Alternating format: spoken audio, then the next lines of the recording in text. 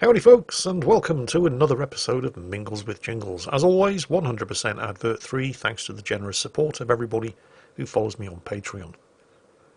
For once, I'm actually able to say that I have had a fantastic weekend, and the reason for that is mostly, in fact entirely, because I got my power back on Friday. So I was able to use the kitchen again, and I didn't waste any time. Friday night I celebrated by cooking, well, it was a T-bone steak. I bought a bunch of T-bone steaks. There's a butcher in a village near where I live. They're called the Considerate Carnivore, and they are fantastic. And I bought a bunch of T-bone steaks the day before I lost power. so,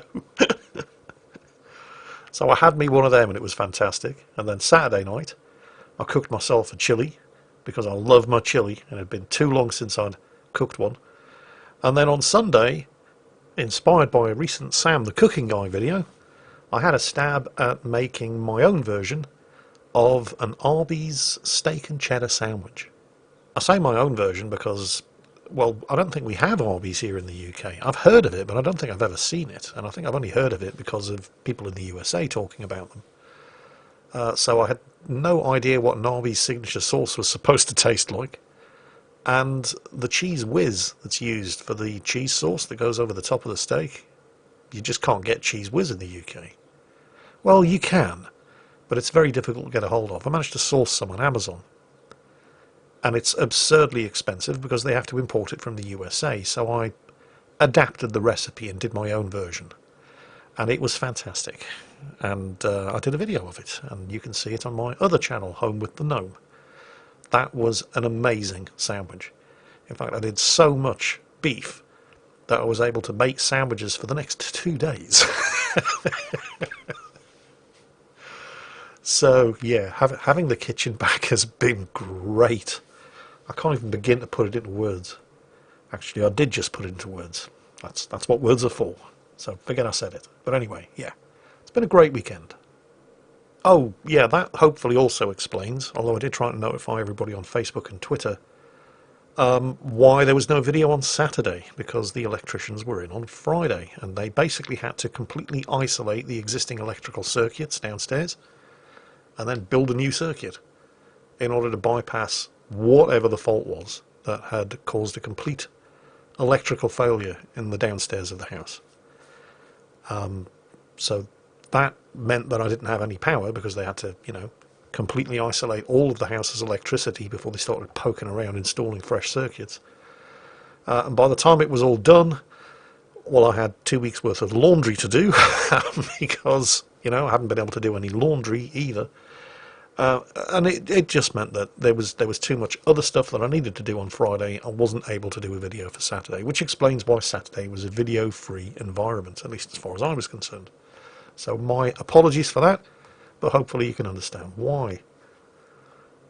Next up, I have a rather embarrassing confession to make. Running in the background, for those of you who are actually paying attention to what's running in the background, is Microsoft Flight Sim 2020.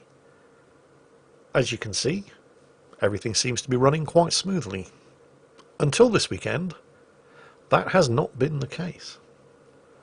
I recently managed to get my hands on a Honeycomb Alpha flight yoke, a rather expensive and fantastic piece of flight sim kit that I treated myself to for Christmas, or at least that was the original plan.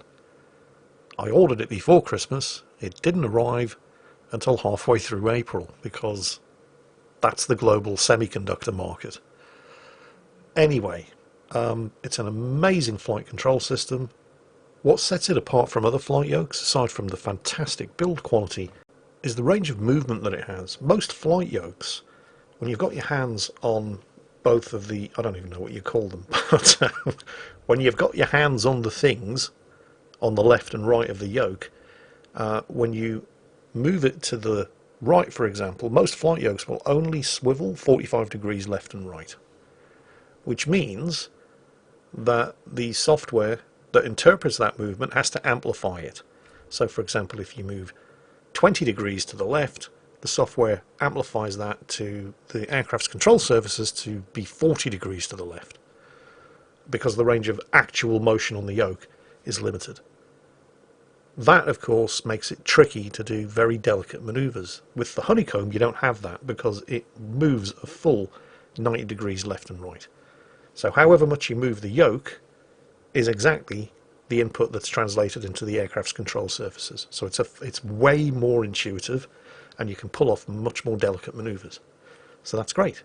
Plugged it in, fired up Microsoft Flight Sim, got into the air, and then I noticed that the aircraft, at first I thought it was a trim problem. At first I thought I had an elevator trim problem because it kept nosing down. And after a couple of crashes, when I was just unable to maintain level flight, I noticed that the engine was losing power. I thought, what the hell? What kind of bug is this? So I Googled it, and I couldn't find a single instance of anybody else able to replicate or diagnose this problem. Turns out it was just me. And no matter what I tried to do, I could not fix this problem. Every time I took to the air in Microsoft Flight Sim, while using the honeycomb yoke, the engine would bleed power, and eventually the aircraft would stall and crash. And it was driving me crazy. So I tried to think about this logically. I thought, well, it's clearly an engine power problem, but I didn't realise that there were any actual engine power controls on the Alpha. But if it's an engine power problem, if it's a throttle issue, I thought I'll dig out my old X56 Rhino throttle, and I'll connect that, and that should take over engine power control. Except that didn't work either. Even using an independent throttle system to control the throttle of the aircraft, it kept bleeding off power until it would eventually nose down and either stall or go into a non-recoverable dive, and I'd crash. So I was completely at my wit's end. I had no idea what was going on. And then this weekend, man, this is embarrassing. It's not just a yoke. There's a bunch of buttons on the two different sticks. There's also a master alternator and battery button. There's buttons for all the various different lights on the aircraft. There's avionic bus controls. And then, on the right-hand side of the control system face, there's this 5-position switch. And the positions are off, right, left, both, and start. By default, this switch was in the off position. So I'm looking at this switch and I'm thinking, off, right, left, both, and start. Those sound like engine power switches. It's on off by default. Maybe if I turn it to both, maybe that'll fix the problem. And you'll never guess what. It did. All I had to do was turn my engines on. But hey, all's well that ends well. Anyway, in other news, I suppose I may as well get this out there now, although it's out there anyway, so I may as well confirm it. Rita no longer lives here. I don't know if you remember a couple of weeks back I said that I was going to be busy throughout the week because I was helping a friend move house. That friend was Rita. Rita now has her own place. There is no drama here, by the way. She's very happy in the new place. I'm very happy for her. I've been helping her get set up. And I'm very proud of the way that she's very quickly adapted to standing on her own 2 feet. And she seems to be I mean, she's actually cooking for herself. This might not seem like a big deal, right? But you don't know her as well or as long as I have. The Rita that I know could boil water and burn it, right? But I go over to see her once a week, she comes over to see me once a week, and on both occasions I've been educating her in the art of cooking. And I mean cooking, I don't just mean taking something out of the freezer and putting the packet in the oven and then coming back 20 minutes later. And she's actually being really good. Rita's biggest problem, and many people's biggest problems with cooking, is that if they don't have every last ingredient specified in the recipe, they don't know what to do. But experimentation is part of the fun. I mean, if I wasn't down for experimenting with cooking, I would never have had the idea of putting chocolate in a chili. Try it. It's fantastic. Same deal with putting hot sauce into a cheese sauce. It's great. The recipe didn't call for it, but well, what's the worst that can happen? I like cheese sauce, I like hot sauce. Let's see what happens if you mix the two together. And it's fantastic. But Rita, quite famously, has never been able to do that. I don't know how many of you recall the infamous onion cake. It wasn't actually a cake. I can't even remember exactly what it was. But she wanted to cook something for my birthday a few years ago. And she found this recipe that she liked. And I said, yeah, that looks really good. Except for all of the onions. Because I don't like onions. Well, for me, it's a texture thing. I don't like biting on a piece of onion. Yeah. I don't mind the taste or the flavour of onions. And I use onions when I'm cooking. I just blend them up in the food blender. Usually with tomatoes to make a sort of onion and tomato sauce. And then I add that to whatever I'm eating. But I don't want to ever have to bite down on a piece of onion. But this recipe, for whatever it was that Rita wanted to cook for me, included onions. And she knew that I don't like onions. But she was pathologically incapable of deviating from the recipe. And so she unveiled this big birthday dish. I took one bite and I nearly puked. It's like, God, it's swimming in onions. You know I don't like onions. Yes, but the recipe... But Rita, then just don't put onions in. But she couldn't do it. Well, I'm happy to say she's gotten over that hurdle. She's been experimenting in her own little kitchen. She's been turning out some really good stuff. However, because there's still a bunch of her stuff here, and every week I take some of it over. But today, or yesterday, on Sunday, obviously this video goes out on the Monday, I took a bunch of her stuff over, and she's finally gotten herself a freezer. You're not going to believe this. I mean, I've had my own Rita moment with the power switches for the engine on my new Honeycomb Alpha flight yoke. Well, Rita had her own with the freezer, and I'm going to say it's worse. So I went around to her place, dropped off a bunch of her stuff, said hello to the cat, and then, so where's this new freezer then? She says, oh, well, actually, I think there's a bit of a problem with it. What's that? It doesn't seem to be, freezing anything. She hadn't actually stocked it up with anything yet. But it wasn't very cold inside. It was plugged in, it was switched on, the power light was on. And yeah, it doesn't seem very cold at all. Now, there are not many controls on a freezer, okay? It does one thing. It freezes. But occasionally you may wish to defrost the freezer. So on the front of the freezer there is one switch, and it's got two positions. One for defrosting and one for freezing. Guess which position the switch was in. It's like, Rita, I think I can see the source of your problem. You idiot. I mean, people change, they grow, they adapt, but some things... some things remain the same. Oh, I heard from my friend Eddie today some news about a mutual acquaintance of ours in the Navy. So I should probably change his name to protect the guilty. Back when Eddie and I were both serving on board the destroyer, HMS Newcastle, Eddie was the canteen assistant. He worked for the NAFI, the Navy Army Air Force Institute. He was a civilian, they just served on board warships. One of our messmates in 2Q Port Mess Deck, the Supply and Secretariat Mess Deck, just opposite the chef's mess. What will we call him? Let's call him Dave. That's not his name. Dave, one of our messmates, was a bit of an animal. There was absolutely nothing, and I mean nothing, that this guy would not do for a bet, or even just because he thought it was funny. For example, just one of many examples, we were in La Spezia, which is an Italian naval base on the west coast of Italy, and it's not that far from Rome.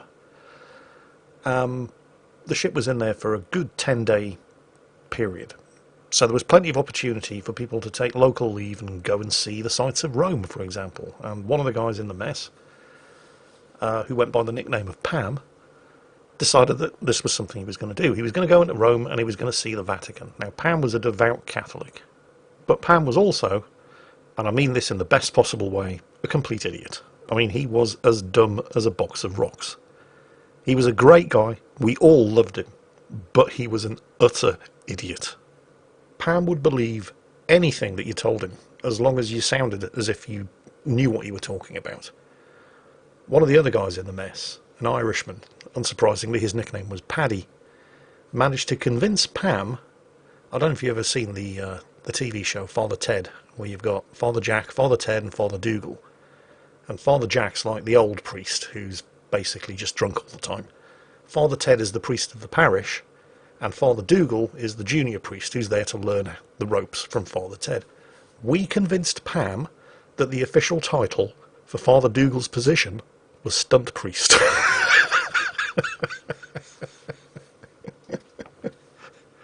Like I said, he would believe anything you told him, as long as you sounded like you knew what you were talking about. Well, anyway, Pam went into Rome, he went to the Vatican, and he came back with what he thought was a holy relic.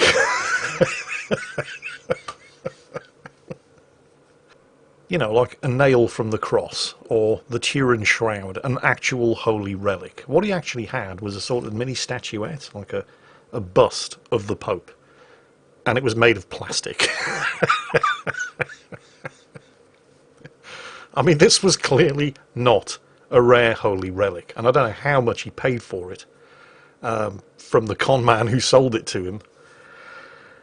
But clearly it was too much. Well, anyway, convinced that this was a holy relic, Pam used to keep it next to his headboard in his bunk. And this bust was a decent size as well. I mean, it wasn't huge. You wouldn't expect to be able to flip the head back, find a red button that opens the back cave or anything. But for a small, cheap and nasty piece of tourist tat, it was a decent size. The head was about 1 inch wide. The shoulders were about 2 to 2.5 inches wide. The chest was about 1 inch deep. It was a, you know, decently proportioned, but very cheap, nasty and plastic bust of the Pope. Dave decided that he was going to put this bust of the Pope someplace where busts of the Pope should never go. Now, I don't want to get into graphic detail here, and frankly, my eyes water at the thought of how Dave managed to get it where he put it, but when he withdrew it from where he put it, let's just say that all of the recesses on this small but intricately carved replica of our Holy Father were covered in a brown and very smelly residue. Now, if you're watching this episode of Mingles with Jingles with your kids, have fun explaining to them exactly what it was, or where it was that Dave put this statuette of the Holy Pontiff. That's just the sort of thing that Dave did. I can recall when we were in Toulon, I'd managed to pull the short straw. We were only there for 2 days. This is a French Mediterranean port, and one of the main bases of the French Navy. On the second day, I had pulled the short straw and had to go and stand on the gate all night with the French security in order to count in all the members of the ship's company, so that we absolutely, definitely didn't sail without any of them. So I was there from about 10 p.m. until the last member of the ship's company came back, and we were sailing at 8 a.m. Dave, and several other members of our mess deck, had decided that they were going to go to Marseille for the night. Now, I don't know if you've ever looked at a map of France, but to get to Marseille from Toulon, you go Toulon, Saint-Cyr-sur-Mer, La Ciotat, Italy, Belgium, Kazakhstan, Russia, and then eventually you arrive in Marseille. I may be exaggerating slightly, but when you've got 1 night's leave and you're in Toulon, stay in Toulon, don't go to Marseille. But Dave and several other members of our mess deck, well, that's exactly what they did. Remember, I couldn't leave that gate until the last member of the ship's company had come back through it, and we were sailing at 8 a.m. and the gate was around about 1.5 miles from where the ship was actually docked, and these clowns came back in through the gate in a taxi at 20 minutes to 8. So, and they were the last ones, and they didn't stop the taxi and tell me to get in or anything. No, they just drove straight past, pointing and laughing at me. The last other member of the ship's company had made it back at least 3 hours earlier. I made it back on board just as they were raising the gangway. Now, that isn't even the point of the story. That's just an embellishment. The point is what they did when they were in Marseille. What they actually did when they were in Marseille? I'm not sure I can actually go into detail, but, well, Marseille has a colourful reputation amongst sailors. There's not a lot that you cannot do in Marseille. And these guys did it all. And to this day, I have photographic evidence of it, which I am obviously not going to show you here on YouTube. The least alarming photograph, the bunch of them were in the town centre of Marseille, where there's a sort of roundabout crossing, and in the middle of the crossing there's a fountain, and they were all in the fountain, completely naked, caught on camera. This and many other photos are still in my possession, because when I was on board HMS Newcastle, I published the ship's newspaper.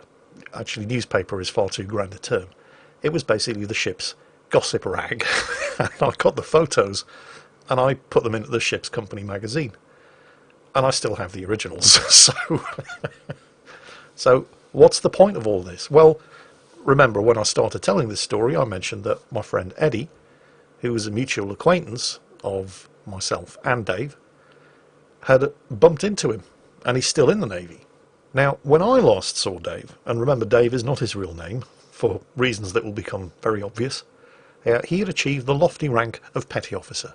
This was actually quite a while ago, and I can't remember exactly where it was or the circumstances under which I met him, but he was running his own sub-department on board.